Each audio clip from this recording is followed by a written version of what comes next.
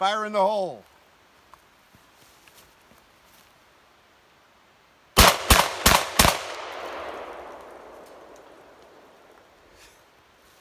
Welcome to Twitchelbrook Farm.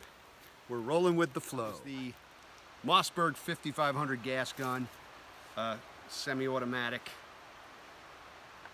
We talked last week about the Remington 887, and my shotgun friends watched it and said, hey, you didn't even mention the choke. The choke's the most important thing. It may be. For what we were doing, I don't think it was that critical, but for what it's worth, we had a modified Chokin, which, if you know anything about chokes, that's your go-to middle ground choke. If you don't know anything about chokes, you came to the right place. We're choking on chokes. So the reason I started with the Mossberg 5500 is because the barrel has a built-in choke. Now, for most years of the shotgun's existence, that's what you got. You bought a shotgun, it had either a modified or usually a full choke, maybe a skeet choke, depending on what you bought. You can still do that to this day, and there are a lot of shotguns that come with a built-in choke. That's the way it is. Chokes are a constriction at the end of the barrel that creates a shot string pattern. If you have a tight constriction, you're going to get a tighter column of lead further downrange. If you have a wider open constriction or choke, you're going to get a wider pattern. Using the wider pattern, shorter distances for close in, fast moving things, hunting bunny rabbits or shooting trap. A lot of upland birds, you'll use a wide open choke, what's called a cylinder choke or a skeet choke or improved cylinder choke. Going further downrange, you're looking to do some trap shooting at some distances, or maybe larger game. You want a tighter pattern to go further. You're going to use a tighter choke. It's called a full choke.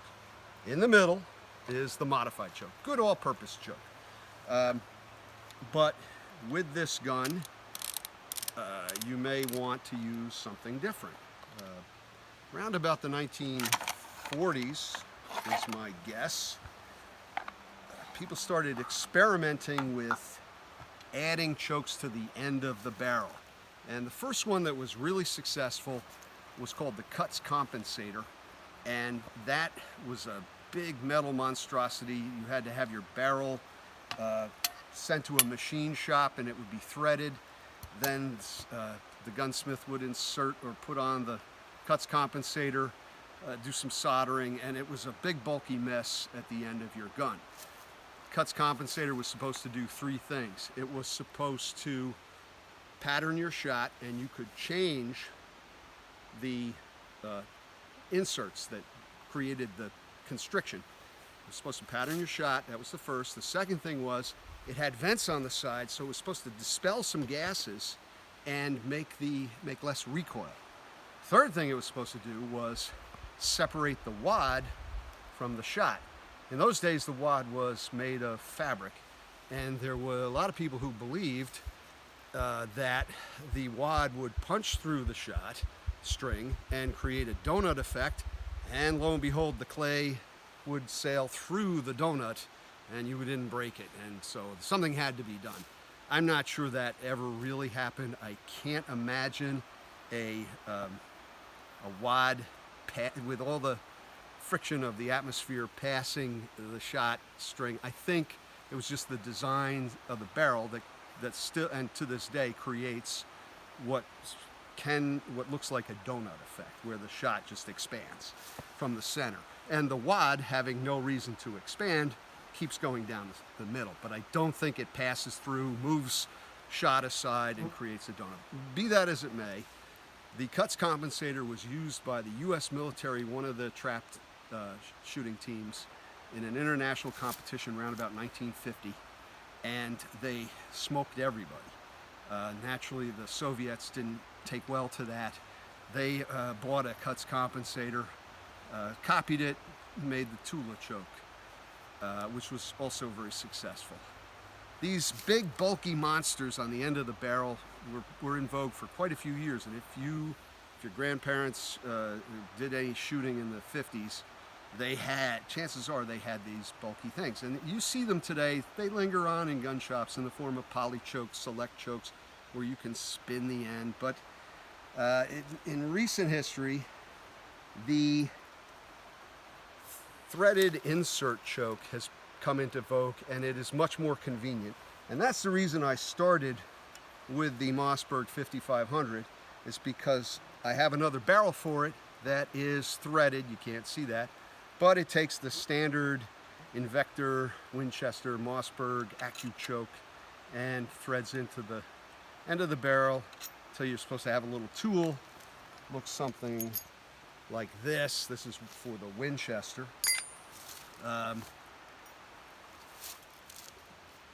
In the industry, they continued to copy the Cutts concept and started making extended chokes. Now this choke is going to stick out the end of the barrel a little bit when it's in. In we go. Dee-da-da. And that's your extended choke, ready to go. This one this happens to be a full choke. Check that out. Continuing with the whole concept of ported chokes and things like that to reduce recoil, improve everything, and make your smile brighter. There still are ported chokes made. People who use them swear by them. I don't know if maybe some of that is the fact that they spend $100 on a choke and then they want to make sure it's good, so they say, oh yeah, it's definitely improved.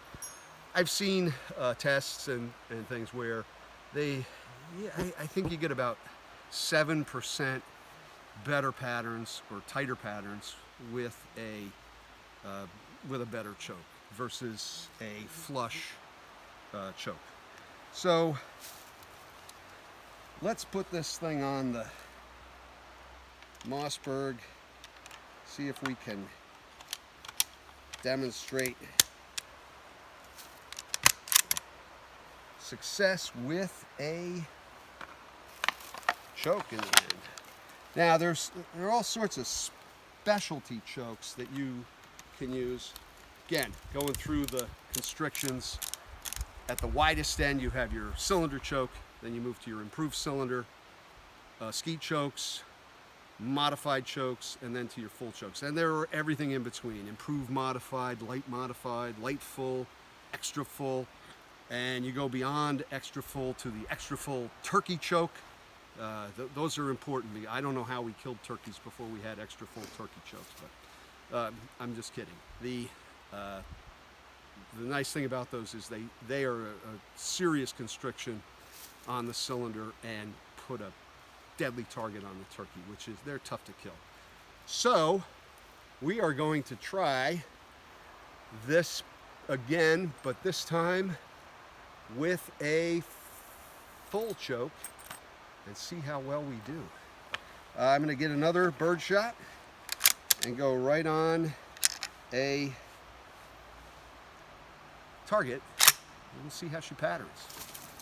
So one of the things we just talked about amongst ourselves is, after I put a round in the chamber, the red condition, I pointed the gun up. I'm using bird shot, and if you're ever at a range and something delays you, you need to take a minute, just keep your gun pointed up.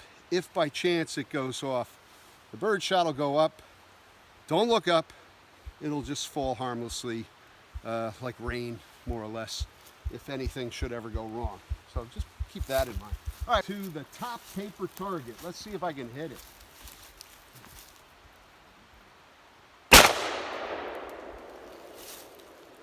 There we go. All right, then we're going to change the choke and we'll compare from there. Okay, now we're back with a skeet choke, a little wider. Skeet is about halfway between a improved cylinder and a modified choke. Let's see what we get. We're going for the lower target here. All right, so full choke on the top target, skeet choke, more open pattern on the bottom target. And what we learned from this is I hit the lower target better than I hit the top target. So now we're going to try some, since I have a nice skeet choke in there, skeet, improved cylinder, that's what you want to use for shooting slugs if you don't have a rifled barrel or, I don't know if you can see that, a rifled choke. Supposedly improved cylinder will give you the best accuracy with a Foster slug, or if you're using those costly Sabo slugs. Let's see if we can blow some stuff up. First up, we're gonna do the air cylinder there. Party time. Oh yeah. Now we're gonna go chock full of lead on the coffee cans. And to the gong.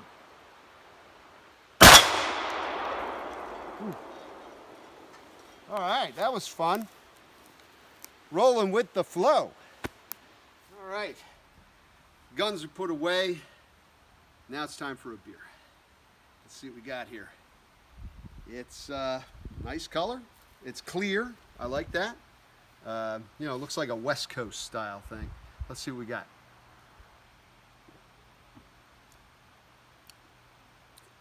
That's got some booze in it. That's I wanted to say it was some sort of double IPA at first, and it might be, but I'm really not sure. I mean, it's very tasty. It's very refreshing. I've been waiting all day, so I'm glad to have it. What do we have? Oh, geez, I should have known. Yeah, okay. I'm going right into limbo here. This is from Long Trail in Bridgewater Corners, Vermont. It's a big sloppy beer, and it tastes it, it looks it, it smells it, but it is wonderful. And a couple of these and you is in limbo quick. So, cheers. You may have noticed that I think the second or third shot with the slugs, I missed the target.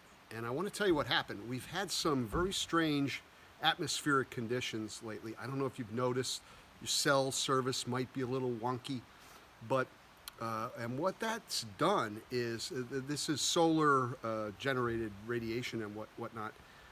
We have about 2 miles from here, over the New Hampshire line, a very big concentration of lead. There have been lead mines there through the years in Gorham, New Hampshire. If you're ever in town, you can look to the north, you'll see some cliffs. That's where the mines were.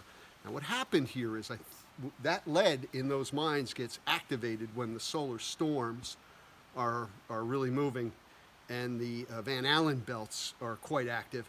What happened is my shot, the lead, was headed straight to what I aimed at, but it veered. If you slow down the tape, you'll see it veered at the last minute because of the magnetic pull of the lead mines. All right, well, thanks for joining us. Twitchelbrook Farm, rolling with the flow, here by the mighty Androscoggin. We'll see you again soon. Cheers.